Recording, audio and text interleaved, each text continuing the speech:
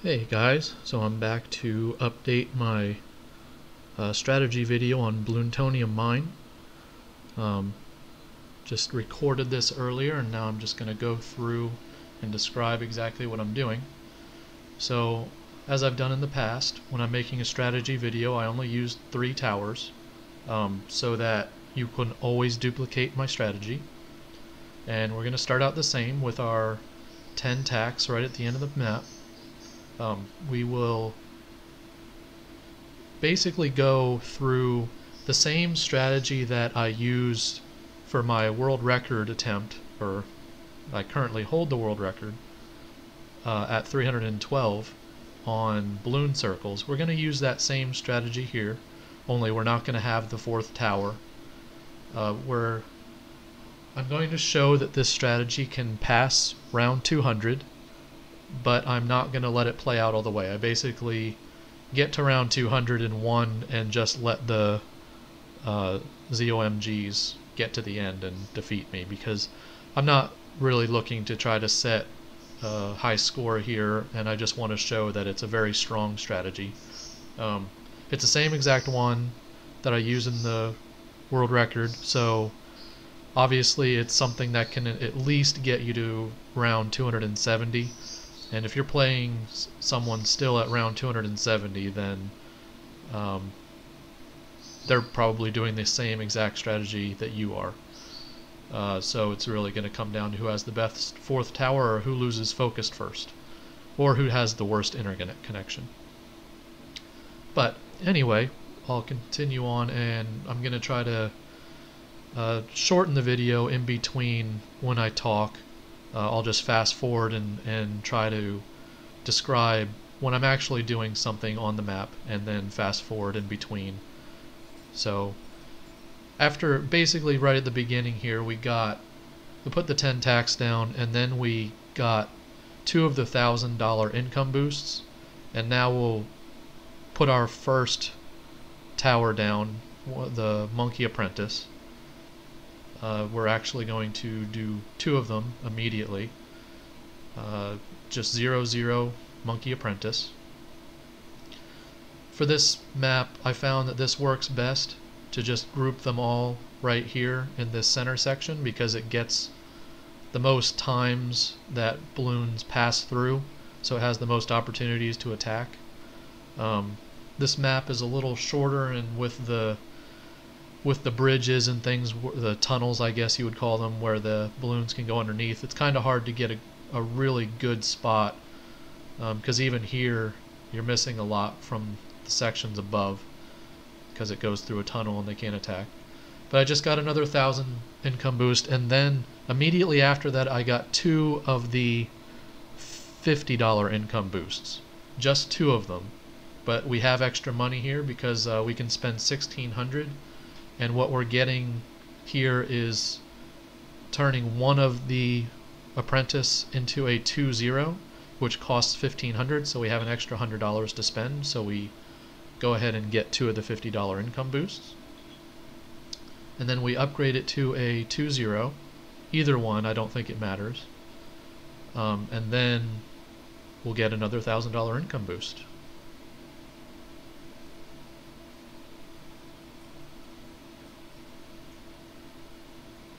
Right at 3 minutes and 42 seconds. There we go.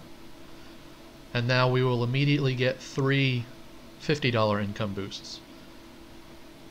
Now, this is a strategy that actually gets the maximum income as soon as I possibly can. If there is a faster way, I am certainly open to see it. I can't think of a better way to get it any faster than this. I get 3,000 economy right at 12 minutes and 54 seconds. But the next thing we do here is we turn the first Monkey Apprentice that we turned into a 2-0, we turn that one into a 2-2, and then the second one we turn into a 2-0. So now they both have lightning, but one doesn't have the fireball and the camo detection yet. And then we'll get another $1,000 income boost. right at 442. There we go. And now we will go ahead and upgrade the second apprentice to a 2-2, and then we will create a third monkey apprentice and make it a 2-2, I believe. Yep, I'm going to make it a 2-2 as well. And now we are going to get another $1,000 income boost right at 542. And now we will be at 480. Now we will wait until we get to we need to get over $5,380. So we're going to wait until we get to just before that. Now I actually did not do this in my world record video. I went to 4 towers, I believe, or 4 monkey apprentices, and then sold 2 of them. But I found on this map you can just basically go with 3, sell 1, and it's just a little bit faster and it still works out. So see here we're going to have just under 5380. So right at 653 I'm going to sell 1. So as soon as it's available I get the 7500 boost right away, and then get a $1,000 boost right after that, and then I'm going to hurry and make my 2-2 monkey apprentice as soon as I can, get it back up and running. You'll see it looks like I'm starting to struggle. I think I may lose a couple, but nothing significant. I think it's less than 10. And then I make a 4th one as soon as possible. Another 2-2. So we have 4 2-2 monkey apprentice, and from here we will place down a super monkey and then get a $1,000 income boost, and from there we are going to turn the super monkey into a 2-3 robo monkey.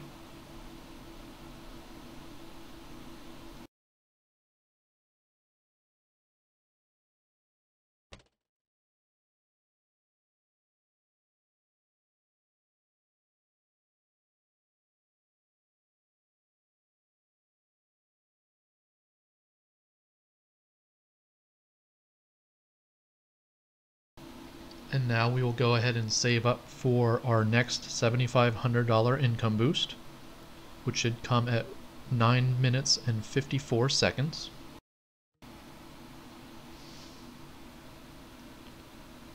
Okay, and now we will start building our second robo monkey.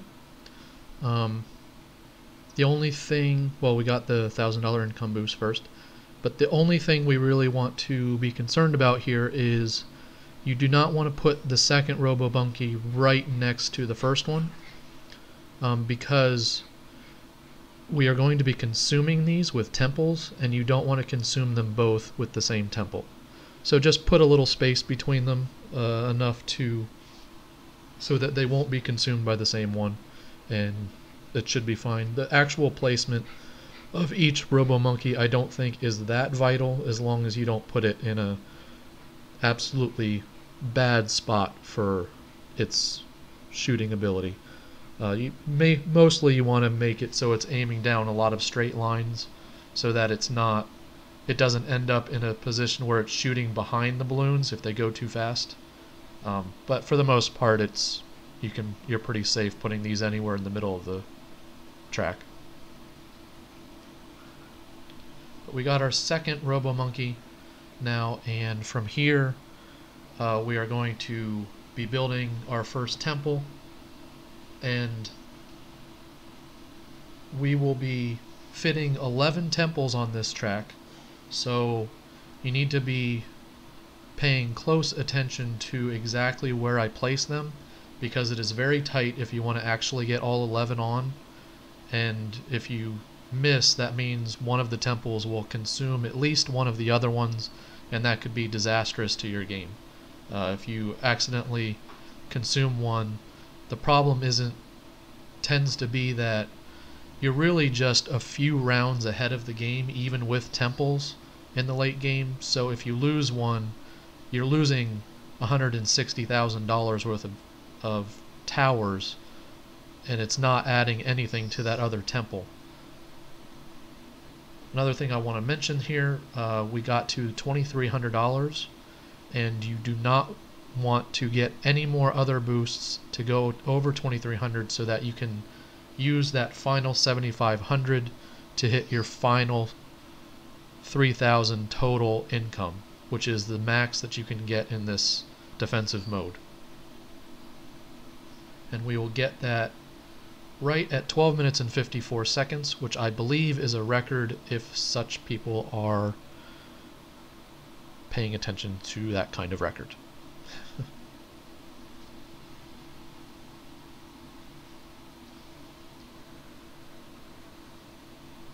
So we get that right here at 12 minutes and 54 seconds.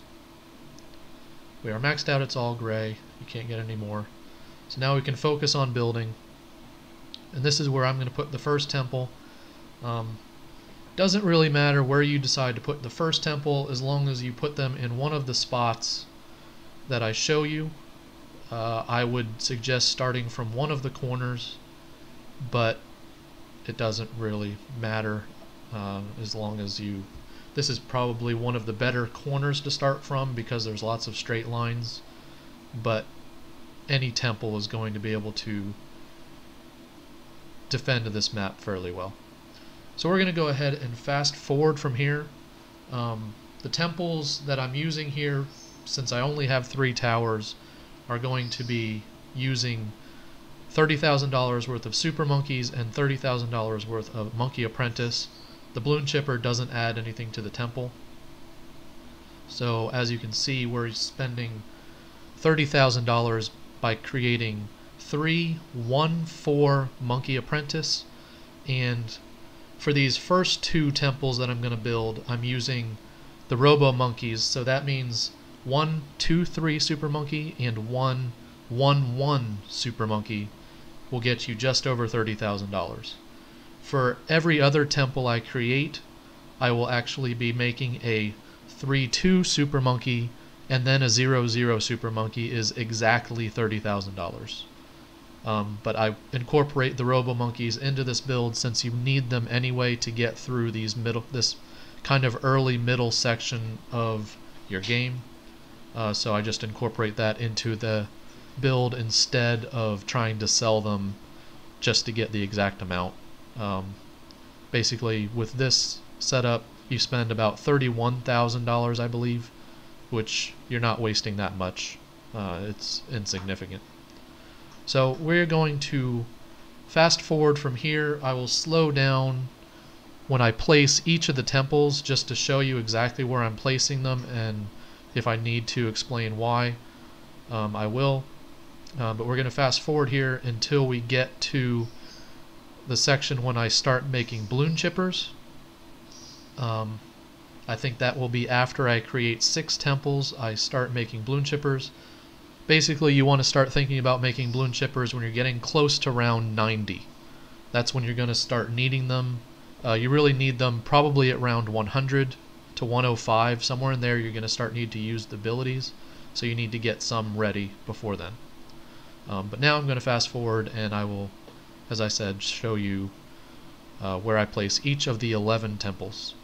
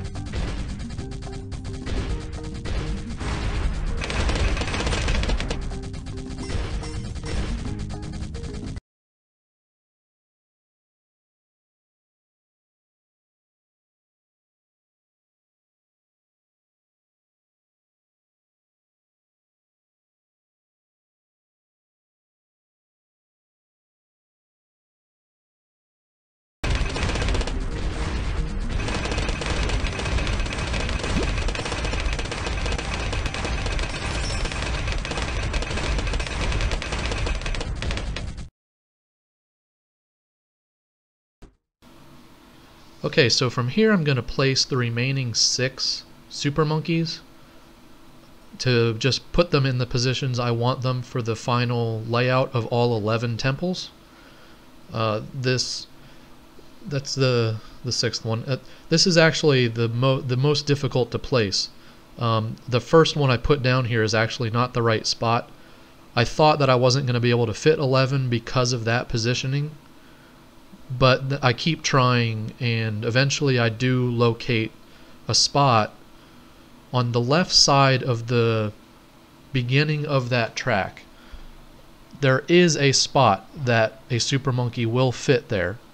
It's a very small spot. You have to search for it quite a bit, but just look carefully here and you can see how much of the super monkey you're able to see and how far over it is. Try to take note of that as you're searching for this spot. It took me quite a while to find it. Fortunately, you have plenty of time, but it is here in this corner.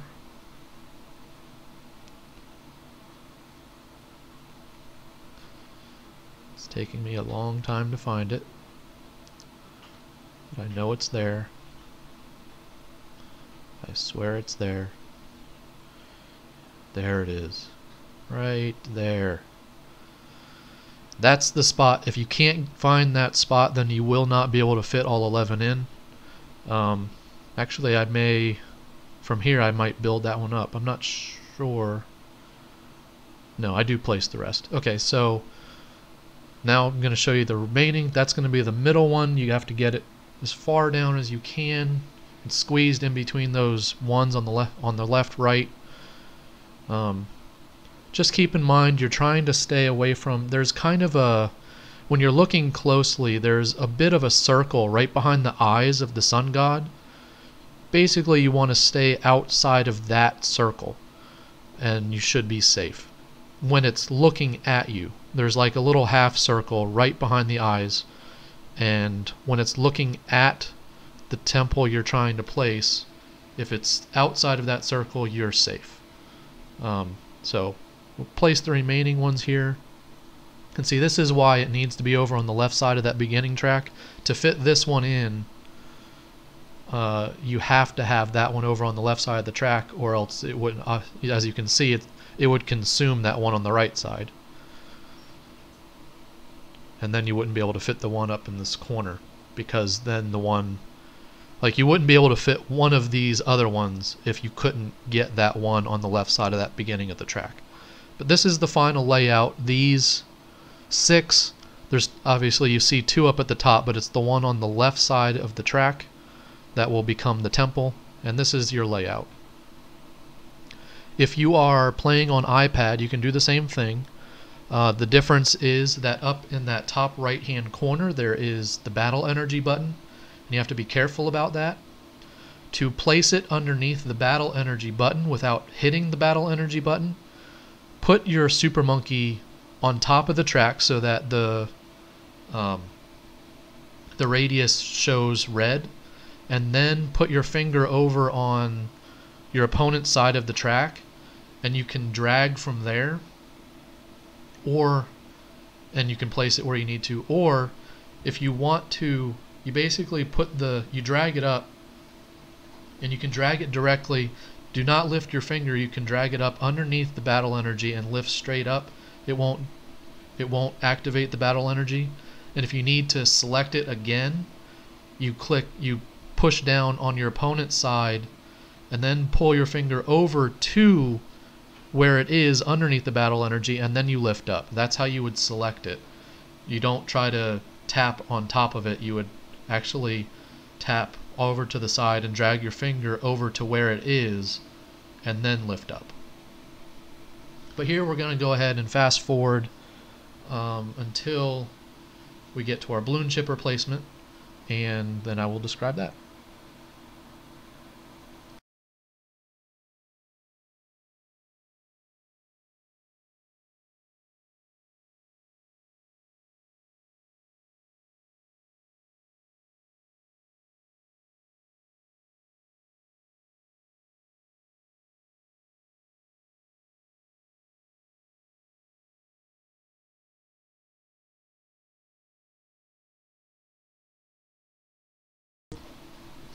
So now we're going to go ahead and start placing our Bloonchippers. We're going to put them right in the middle here on this map. This map is ideal for Bloonchippers because, I mean, the beginning and end of the map is kind of close together. You're going to be able to catch them early, and if they start to slip through, you can catch them late as well, which is ideal. It's a long map, so in between, even if the Moabs get away, you should be able to catch it again at the end. And you're going to be using the 2-4 Bloonchipper, which makes it so that all the temples can still attack them. That's why you do not use 4-2 Bloonchippers. Using a 4-2 Bloonchipper, it makes the game very slow, for one, and it makes it, when the Moabs and greater are in the 4-2 Bloonchipper, they cannot attack it. So that's why it makes it last a lot longer. You're stalling, but you're not actually killing the ZOMGs. So it's going to make the game last a lot longer. And if you're playing against someone that's using this strategy against you, it will beat you because they will be killing the stuff faster and rounds will start coming faster and it'll overwhelm your side. So you need to use 2-4 Bloonchippers, and that's actually a strategy I have used in the past. If someone else is using a very similar strategy, but if they don't have Bloonchippers, you can start putting Bloonchippers down and start using the 2-4, use the super vac ability early on. Like, build 3 temples and then build up your Bloonchippers and start using the abilities as soon as you can, because what you're going to do is overwhelm their side, so that even if they have a defense that would normally get to, say, 110, the fact that you're doing the Bloonchippers, you're drawing all of the ZOMGs in one spot so that your temples can all kill them faster instead of them being spread out. And so you'll speed the game up and it'll overwhelm their side of the board, because their rounds will be, they won't be clearing them as fast, not nearly as fast as you. So you can overwhelm their side of the board. It's kind of, other than Cobras, it's really the only way you can affect the other side of the board is to beat stuff faster than your opponent and make the rounds faster, which is not an easy thing to do. Like, it has to be significant, so that's why you really want to set up a really strong defense before you even do it, because if they see what you're doing, it may be too late. So you want to have at least 3 temples up, and then maybe put 4 Bloonchippers right in the middle of the 3 right in the middle of the 3 temples, and start using the ability as much as you can as soon as ZOMGs get near it, and you might be able to overwhelm them early on instead of needing to outlast them. But if you need to outlast them, this is designed to do that. So from here on out, basically we create 8 Bloonchippers. We will, I think I build 7 here, but then I wait until I create the last 1 or 2, because I don't want the other temples that I haven't built yet to consume them accidentally. But we're going to build 8 Bloonchippers, and the reason for that is the ability lasts 8 seconds and it regenerates every 40 seconds. And if you do the math on that, that basically means if you have 7 Bloonchippers, you can use the ability every 6 seconds, which will overlap. So you'll never not be able to use the ability, like, even when it lets them go, you'll have another Bloonchipper active, so it'll catch it immediately. And it gives you, I do the 8th one, just in case you accidentally hit the ability twice, you won't mess up your game, because you're not able to use it when you want to. Because technically you could get away with using 5, because it would regenerate every 8 seconds and you could use the ability every 8 seconds. But if you accidentally hit it twice or something like that, you will have 8 seconds of not being able to use it at all. And especially if you get up to round like 180, you will die almost instantaneously if you do not have the ability running. So I use 8 just to be safe, to get you into the truly late game. And from here I'm just going to speed up until the end, and I will kind of give some final thoughts at the end. So watch as I upgrade the rest of my 11 temples so that you see it all works out, and I'll have 8 Bloonchippers, and I think I build some tech terrors, but really with this strategy you don't need them.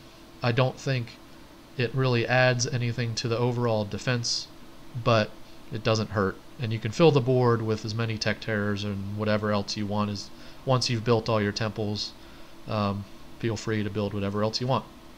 But we're going to fast forward here, and I'll see you at the end.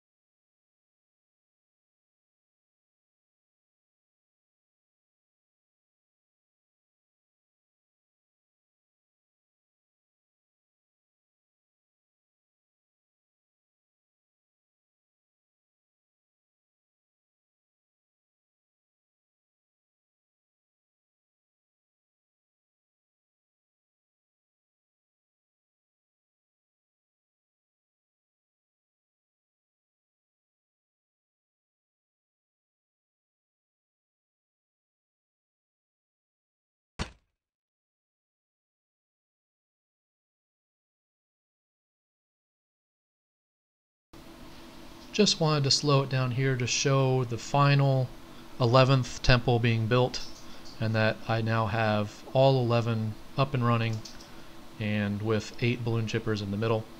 And I build the final Bloonchipper, I guess, right here. And from here I will show you the end of this game and explain why it doesn't go any further, but I will see you then.